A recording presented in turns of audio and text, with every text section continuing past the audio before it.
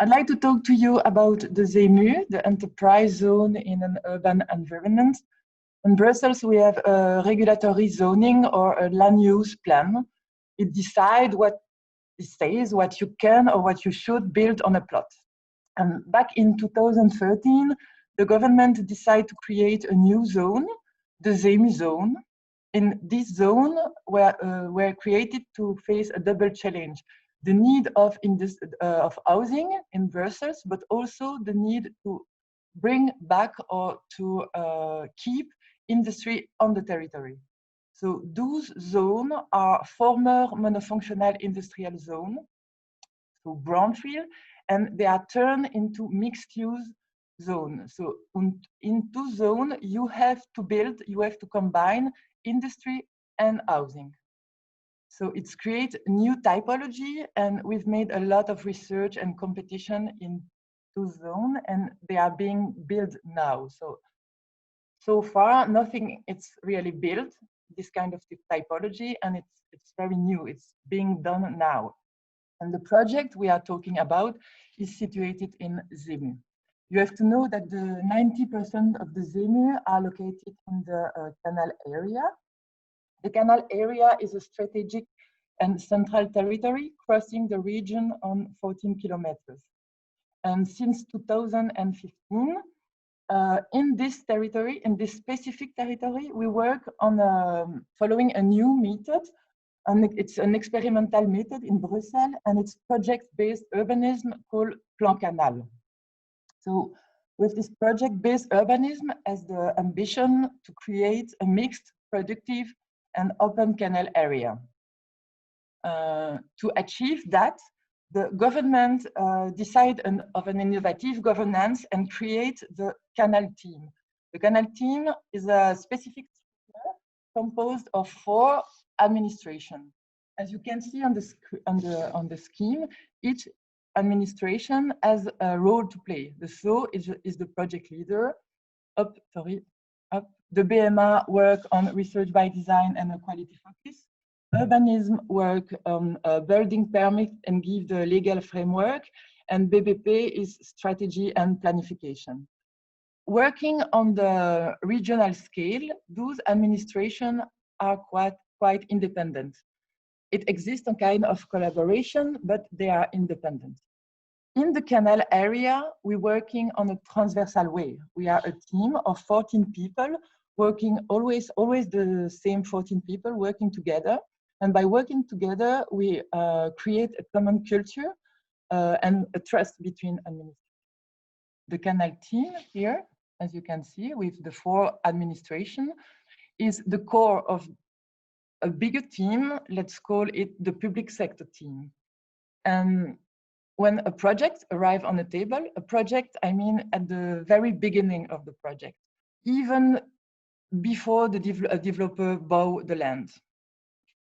A project arrives, the canal team and the public sector team talk about the project and try to find a common point of view. It's hard work, but often we made it. And when we have this common point of view, there is one interaction with the public or the private stakeholders. And this one interaction is something new, because before this process, the developer, as you can see here down the slide, the developer has to go and check by himself at least 10 public stakeholders. And in the former configuration, the developers was the stronger. In this configuration, public sector team managed to balance and is the stronger now. This tailor-made governance truly encourage a culture of transversality and collaboration. And according to me, it helped to build trust between actors and quickly delivers project of quality. This way of working is more about process and less procedure. So which tool do we have to achieve all those ambitions? So first of all, it's written on the political agenda. We also have the spatial planning tools, the ZEMU. It's pink zone here I've told you about. We have the research by design. The research by design it's the team I'm working. As you know, at the Bouwmeester, our main task is working on urban quality. And research by design is one way to achieve that. We don't think we can build a qualitative city using number, profitability calculation, or Excel table. All those financial tools usually used by developers are part of the equation, but they are not, it's only a part. We think administration who works on an urban quality has to be able to use architect and urban planners tool. So drawing, paper or 3D models. And in the Bouwmeester team, we are a group of 4 people able to draw, to talk city around drawing. We are able to test maximal density on a site or develop and challenge to challenge a developer on with another point of view. So it's very strategic as a team. We also organize monthly or weekly guidance of public and private projects, and also organize competition, architectural competition. There is a preview of the one we've organized on the site. I think architects told about that later. So we can ask ourselves, what have we gained working in a horizontal way? And at the very first beginning of the project, what have we gained? What's the plus-value of this method for this project? I would say we've gained complexity, heritage, and collaboration. I say complexity because back in 2015, before the public developers bought the land, it was a private developer and he meant to build a movie theater. So it was this project on the left.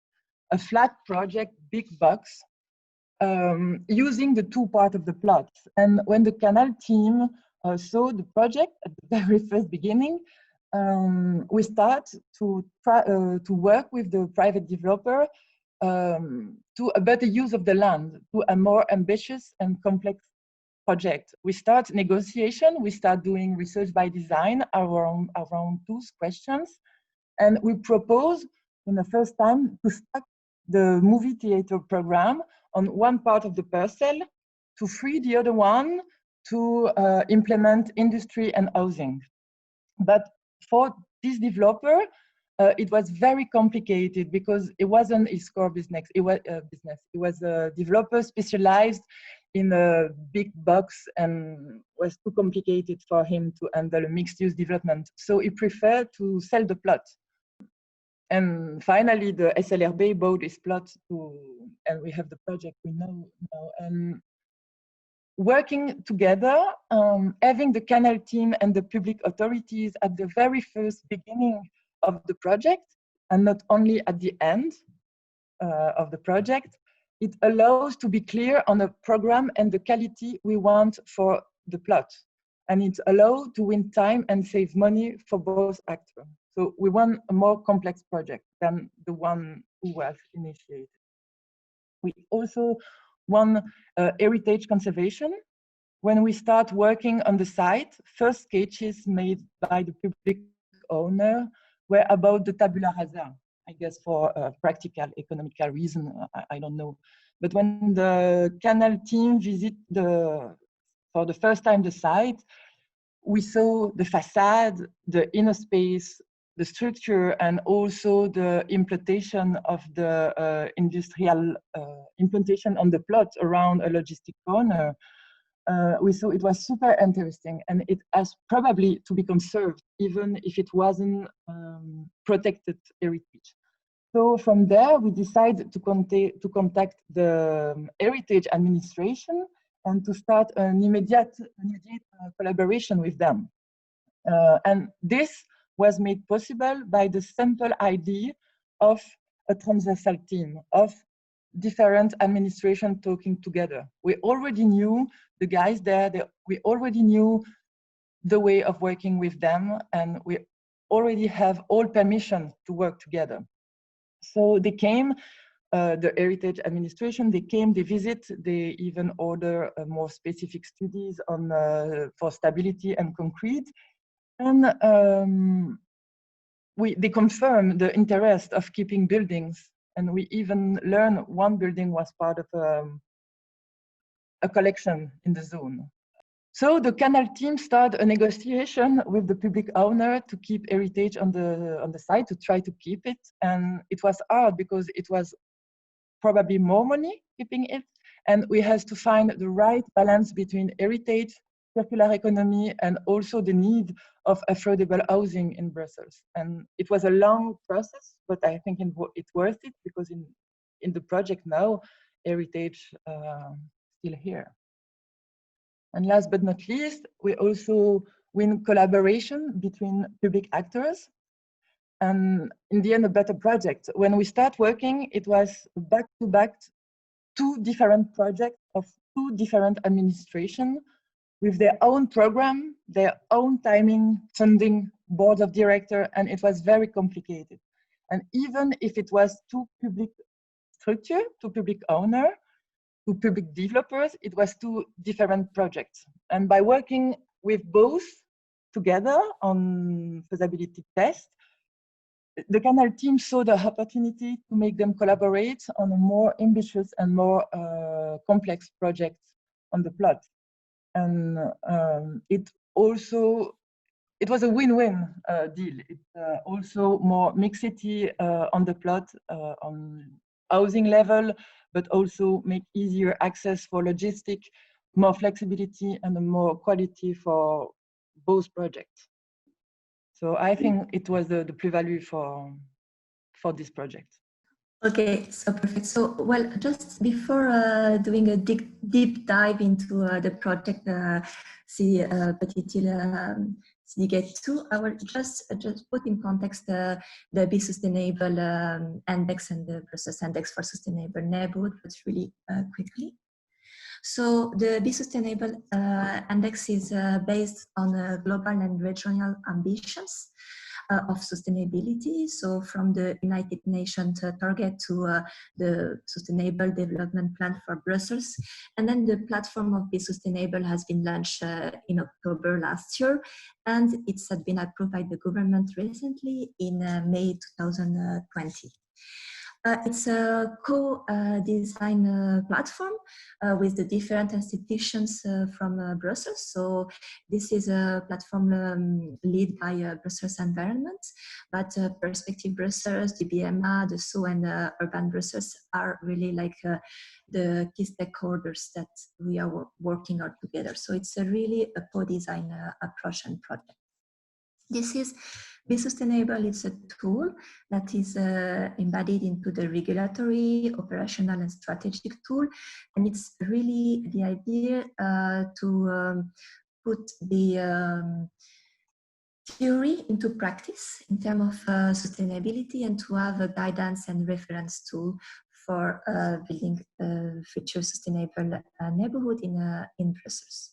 So it's for the new sustainable development neighborhood. So we have launched this platform 1 year ago. It's a platform that means to really create community around the subject of the sustainable neighborhood. You can find in the platform a toolbox because we have 4 main tools that we use to assess the sustainability of a project. You can find also the target and some references. There is also a newsletter that you can subscribe to keep informed about the activity with Be Sustainable. In terms of for the Facilitator Sustainable District, the Facilitator is really in the middle of the process of designing a sustainable neighborhood project. And the mission of a facilitator is really to put together around the table the different stakeholders that are present for the development of a project at the district scale. So first of all, the process environment, but also the different experts on the different thematic of sustainability that we highlighted, and the technical committee, the steering committee, and the users, so project developer, design studio. So this is really the role of facilitating and coordinate like this interaction between the different stakeholders for development of a sustainable district project.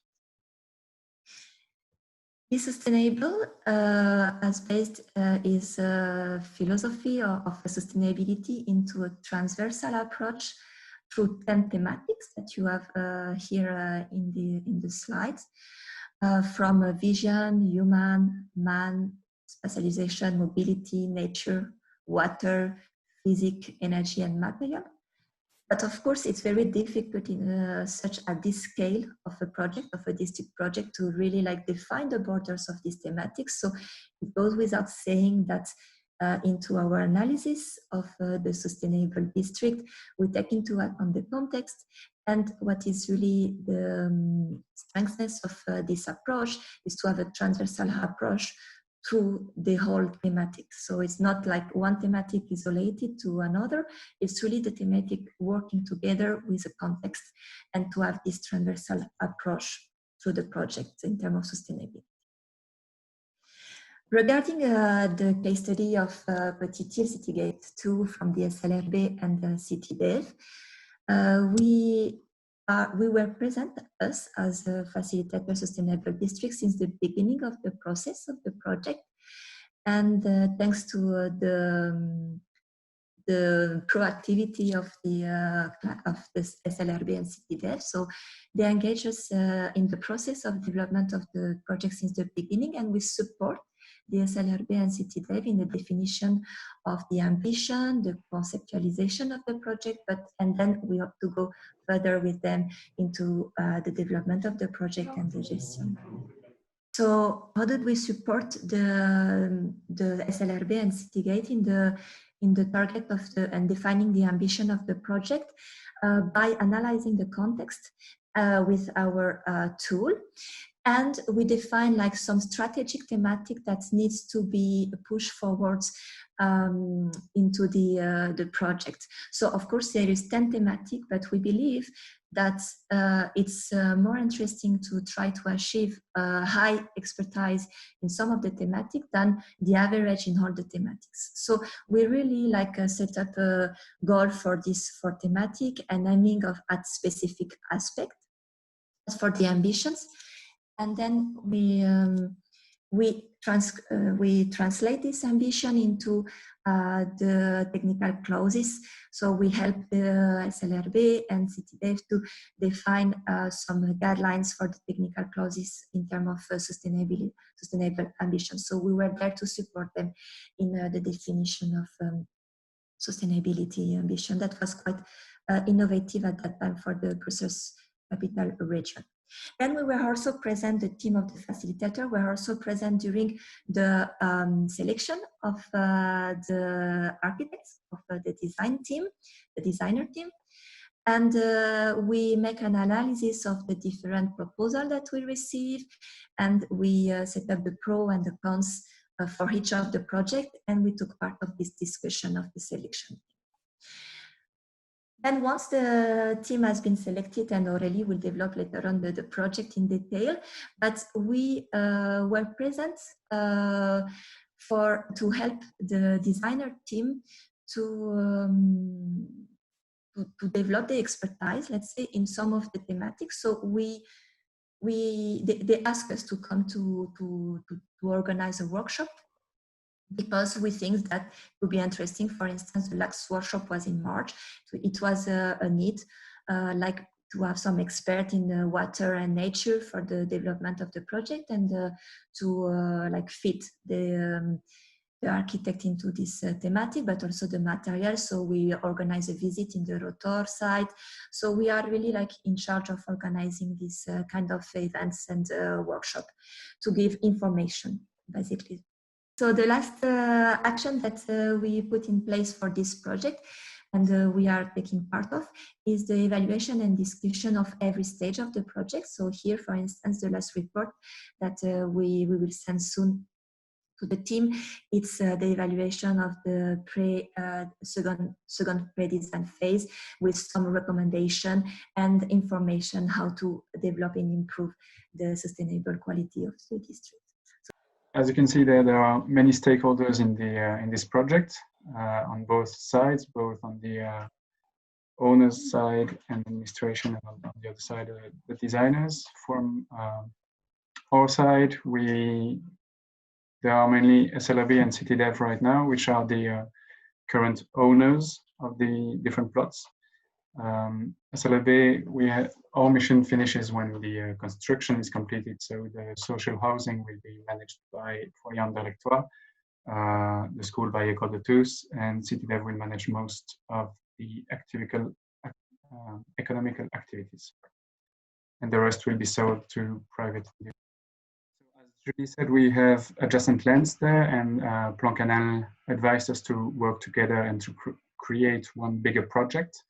And the decision was formally taken by SLRB and CityDev, and I think we can all agree that that was the best decision for this area. I don't remember when CityDev bought its plot, but it's one of their 3 CityGate projects in the neighbourhood. And we at the SLRB bought the land in 2017, and we are now at the end of 2020, at the end of the draft stage and almost ready for the permit phase. So the procedure chosen here is to first select the designers, the architects, and then to proceed with a construction market, which isn't without difficulties. This is what we generally do at the SLRB, but not what CityDev usually does. They normally carry out real estate development markets, which includes design and construction. So that was also a big part of the discussion between us. I represent the urban concept with the Assemble City. So, which is to say first that the team of architects is composed of Surgeon-based architects, Kort Technisch Master Architect, and the Brussels-based office Noah Architecten, and AHA in collaboration with Elseline Bazin. Brussels is a city in a constant state of transformation that we find beautiful in its incompleteness and improvisation. Such improvisation and tolerance, we find it also present in our sites, and this urban character is naturally continued in our urban strategy, the Assemble City. The neighborhood has always witnessed a productive and social mixity. Urban and sociological heritage is a value that we also wish to continue on site. The concept of the Assemble City will allow the project to evolve even after its construction, which means that the ensemble of buildings fit for purpose, but flexible, can adapt to accommodate the realities of a changing brief or life. Architecture with a coherent diversity or spatial qualities that generate a strong sense of interlinking of views and atmosphere, as we can see, for example, in the Dean Clough industrial complex in Halifax. The reference image is on the right. So here you can see the site in its future context, urban and productive, in between the canal that you can see to the north, and the railway tracks and the Boulevard Industriel to the south. The site will have a strong identity rooted in its industrial past, but in the same time it will be open and continuous with the city that is evolving around. Around the perimeter for this, we have numerous openings between the buildings, like gateways that will guide the visitor in and through the neighborhood.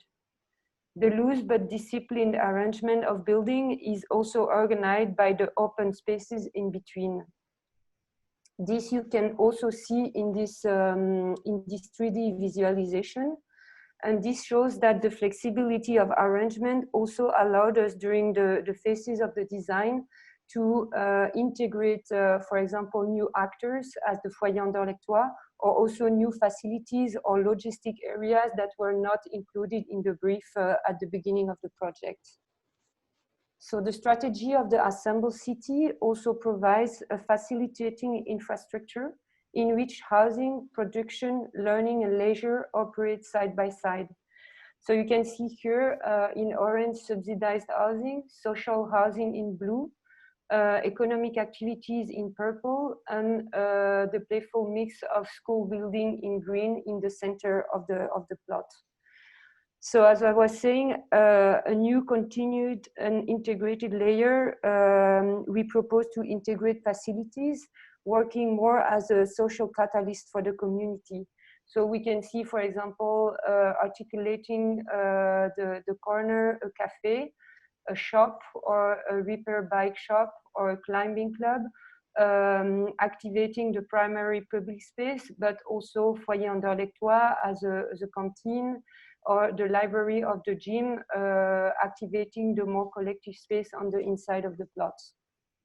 So the general master plan shows how intertwined are those two systems of open spaces and buildings.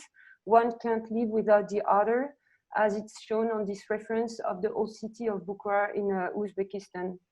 So each outdoor space will have its own specific status, but a continuous ambition is to integrate and expose greenery and water as much as possible. Thresholds and statues are varied as expressed in this scheme.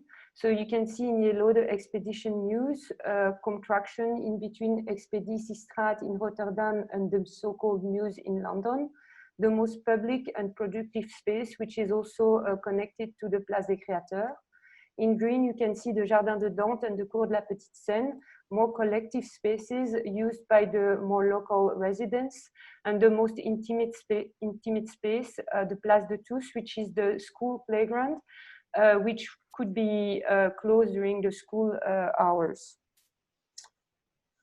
So greenery will be massively integrated and will answer to the specific identity of each space, with trees and plants mainly being locals.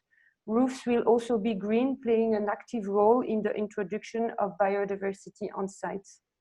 So this general plan shows the diversity in the layout of each space. So in the Jardin de Dante, we will find allotment garden being produced by inhabitants, but also workers. Cour de la Petite Seine will be totally filled with green as an urban forest. School playground, Place de Tous, will be more mineral, allowing the children to play with more concentrated areas of remarkable trees. And the Place des Créateurs, with its more civic use, is planted with a grid of trees, in between which can take place some market stands of picnic tables in the weekends. Our assembly of building is also diverse in typology. So in between sentinel towers, mansion blocks, narrow streets, industrial sheds, school buildings, they all have this common language that generates this homogeneity on site, but they still have their specificity, creating a coherent diversity. So we can see two faces on site, a periphery made of more calm and straightforward buildings. Facades are made of bricks, and the inside of the block, which has a more organic tint, with buildings that are more expressive, made of sheds, metallic colored cladding, allowing for innovative production and local appropriation. So here you can see the facade towards the Parc des Goujons, with the building A, the existing building, passages through the site, the École de Tous with its strong brick aspect, and the two buildings facing the park, inviting to Rue Dante. So at Lille, our ambition is that the neighborhood is a neighborhood for everyone, and it's a destination where working, learning, and living coexist, as Aurélie already introduced it. And as you can see in these two images, what was quite interesting is to see that actually in the past, there has been some mixity on the side. There has been industry, as you can see on the first image, that you can reflect on, see on the street, but also social environment, as you can see in the restaurants on the backside. And these two phases were really inspiring for the project. So it's kind of testified that the neighborhood has combined productive and social environment in the past. Can continue. So, and also nowadays, since 3 years, some communities and organizations have occupied the site, and they kind of testify as well that innovation doesn't require major changes, since they have created a very dynamic spirit with the climbing walk being there. And today we are talking to them to kind of keep a continuity of this and reintroduce this facility and association on the project. You can pass.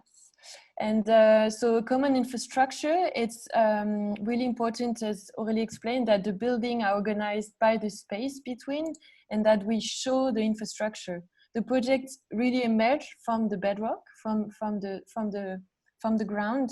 And a strong illustration of this ambition is that the position of the function is not about stacking them on top of each other, but making the function meet in the street. And this kind of idea is illustrated with this expedition muse that is really linking all the buildings that you can see in the diagrams. And as Oli said, that is a contraction of this Expeditiestraat in Rotterdam with the image on the bottom on the right, and the muse in London, where logistic creates a really interesting atmosphere. And it's about linking together the workshop on site and providing close proximity of all supporting function. Here you can see how the function kind of dialogue together, and how this expedition street that you can see at the back is actually emphasizing this double aspect. And so by creating a vitrine on the main boulevard, but also creating a more kind of logistic part where you can see people working, but also having an access to the school, and which is really a key to make all this function interact around the Expedition Street and the courtyard. You can pass. What is key in making all these users work together is actually a clever planning and a really good management. So what we find really interesting is to define this use, but also think of the time when they're used. So it's about making this work in a different time frame. So you can see this diagram where during the day, the school is really introvert and protected. So we don't want people to enter the courtyard of the school, but during the weekends, the idea is that it's open and that the gym is being a really key public facility for the locals. You can pass. That's minutes left. Yeah, and so this illustration of the expedition use.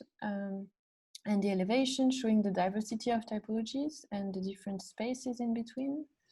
And the school is really lies at the heart of the project and is a kind of strong microcosm cosmos of different typology, and also having the place de tous for the kids at the heart of all the different buildings. This shows the diversity of the school. So we have different kids with different age, having different building, but also sharing a school together.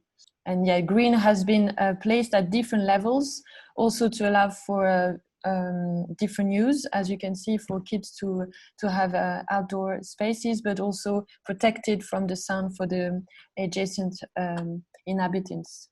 I'm going to quickly go through this because I think it's a nice way to end, because I'm going to link back also to the explanation of Julie and Séverine. So this slide actually shows the sustainable ambitions that we started with actually during the competition. So it was more about the expression of the buildings, a kind of hands-on way of building and linking to the industrial context with like sturdy brick buildings. And together with the Be Sustainable guide that Séverine explained, we sort of worked further on these themes which are very much interlocking. So what we find really important in this project is that we have public clients that know the city of Brussels and also care for the city. So the projects they develop have to contribute to the city as it is now, and also they have a kind of innovative ambition. And we as a team are international, so we sort of know the Brussels context, but we also can introduce new experience, new knowledge to introduce other typologies and uses. And we are interested in, and we know some good examples in Brussels. We know the social context, so we try to look at what is already there, what is working, and we try to learn from that and integrate it in the site. which Elsenine also explained, that a big ambition of the team is to be critical about the brief and to also introduce other programs and activities where we think it's needed to create the right liveliness and activity throughout the day. So for example, the Place des Créateurs, it's actually a place that is very much, is actually already there because we have these initiatives now on site, which Elsenine explained, that have this kind of informal use of this exterior space that already exists, and we want to sort of take that example and also integrate it again in the future scenario.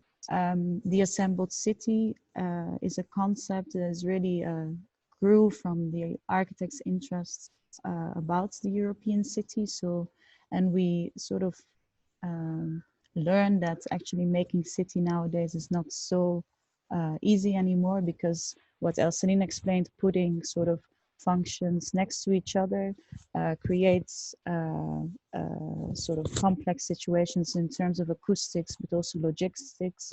But we as a team, we value the typology of the city, and we really push to make this typology work and to also introduce elements and skills that are recognizable and familiar and also inviting. And we think that actually the typology of the city is a very exciting way of reaching these kind of sustainable ambitions. So we work with very ordinary elements to actually, in the end, make an innovative master plan.